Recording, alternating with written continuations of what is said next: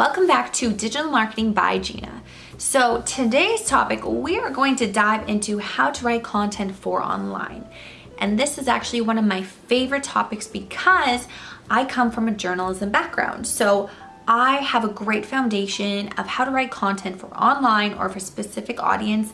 It has served me really well in my digital marketing career. So I wanted to come here and talk about some of my tips as well as some of the really good fundamentals on how to write content for online for all of you, either entrepreneurs looking to write really strong content for your website or any digital marketers just looking to get a better foundation of understanding. So my first tip for writing content for online is to remember that people read content on screens in an F-shaped pattern. So what this means is a lot of the time when you look at websites, they are built to accommodate this F-shaped pattern way of thinking. So when people read content, let's say a blog on a website, they are going to read the first 2 lines and then they're gonna kind of skim downwards instead of reading as they would a book, where they would read line by line all the way across. So this is really helpful because let's say, for instance, you go to Google. You put in a Google search query. If you'll notice, the Google My Business page is on the top right of the screen because people are reading information in that F-shaped pattern. So Google has made a website that basically is based off of that principle. It's really helpful for you if you're designing a homepage for your website, creating blog content as well, because keep this in mind that is how people are going to analyze and absorb that information. So you definitely want the most important information in the first 2 sentences. Have your keywords you want to rank for there, have any really good business brand keywords, any important search terms, anything you think that will really impact you as a brand to be there. Front and center, the first thing people will read. And then keep in mind that people are going to scroll down. So keep your paragraphs short and keep them really organized in a concise manner.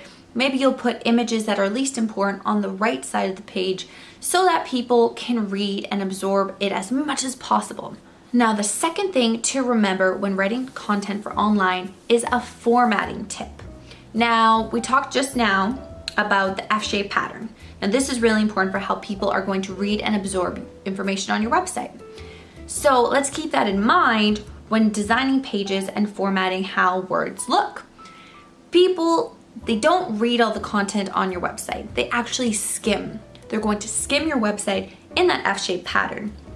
So to make it easier to help them find all the information they're looking for, you want to have headers. You need to have headers on your website, whether you have headers as well as subheaders. So that would be H1s, H2s, and then possibly H3s as your subheaders. You need to have those because people are going to skim your content and look for the things that they actually want to read. If they searched a term on Google, they get to that page on your website, they're looking for something specific. So make it easy to help them find everything on that page. Organize your content in really short, succinct patterns with headers so that people can skim, find the keyword they searched on Google, read that section, and have a really pleasant experience instead of just leaving your website, bouncing back on Google because they find it very overwhelming because there's too much text. There's a lot of times we go to websites and there's too much text. We are not ready to invest that much time in reading that website page. So we need to dial it back, be more strategic, and remember to have headers and have a lot more skimmable content. Along those lines, you'll notice that in the last 3 to 4 years, a big trend in UX design has been a lot of white space on website pages. Now, the reason that is that it gives a much more pleasant website experience because people don't feel overwhelmed. That kind of minimalist, clean aesthetic helps people feel a lot more calm, a lot more engaged when they land on your website. So that is a trend that still holds really true in terms of the customer psychology of when people are on websites. Now, my third tip for writing content for online is to remember you are writing content for your customer. Make sure you're not writing content about yourself.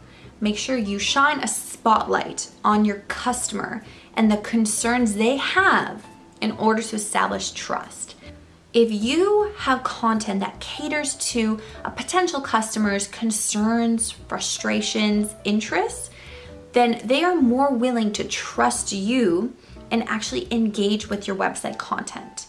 Now, what I mean is that a lot of websites, you'll go to the homepage and it will say, "We are the best company. We were founded 50 years ago by these two men. This is what we aim to do. This is our staff. This is our goals. Thank you for coming to our website." But that has no emotional resonance. There is nothing there that is personalized for that potential customer.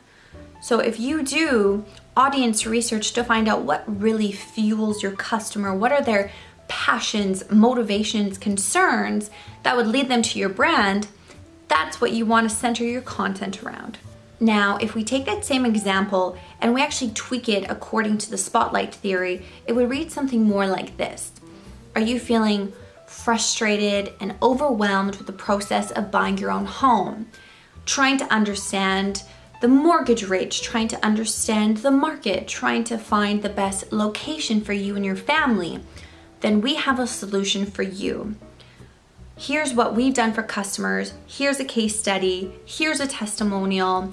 Our goal is to help you have an enjoyable, exciting experience finding a new home. That is an example of taking content that was, "We're the best company. This is what we do." Instead of talking to the customer, you're really tuning in on what is fueling them emotionally. Because let's remember, when people buy anything, products, invest in a company's services, it's an emotional decision. So all the content you write, you want it to have emotional resonance. So when we talk about reaching people emotionally and getting that emotional resonance, which is so powerful, that's when we talk about the spotlight theory. And that's a really proven way of getting a connection with someone where a customer feels that you have their best interests at heart because of the content on your website page. So those are my 3 tips for writing content for online. I hope you enjoyed them. If you have any questions about them, please leave me a comment down below, or you can shoot me a direct message on Instagram, Twitter, or LinkedIn. I'm always happy to help in any way I can with you on your digital marketing journey. So stay tuned for some upcoming videos. Give me a little subscribe, like this video, and we're gonna keep the videos coming so we can have the best digital marketing strategy for 2019. Thank you so much, and stay tuned.